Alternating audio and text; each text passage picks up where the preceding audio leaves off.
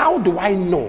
What are the characteristics in my life that I will use to determine if I am already falling away?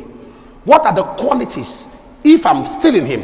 Or what are the characters and the traces of a person who is already walking away from God? The number one, falling away is obvious when you lose the joy of salvation. There is something called the joy of salvation. In Psalm 51:11, Psalm 51 verse 12, Psalm 51 verse 12, we see what David said about the joy. He said, restore to me the joy of salvation. Restore to me that joy of what? Salvation. Restore to me the joy of salvation. There are I'm going to explain that and you need to listen. There are so many people, listen to this, so you need to know if you're already falling away. There are so many people looking at me now. There are so many people who have lost the joy of salvation. Now, what they love or why they are following Jesus is the joy of testimony.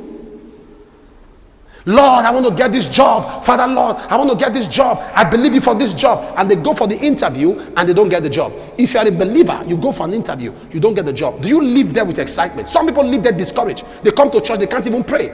If you're in that category, it means you're already falling away.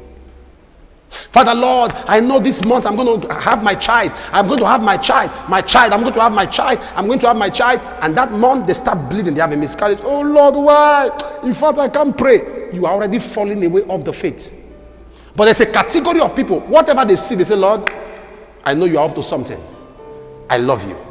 There is the joy of salvation. The fact that you are saved, the fact that you have God inside of you is more than anything. I'm trying to let you know what the dynamics and the elements to show that you are current with God. When your life is built, in Habakkuk chapter 3, verse 17 and 18. Habakkuk 3, verse 17 and 18. Look at what the word of God says. Listen to this. He said, although the fig tree shall not blossom.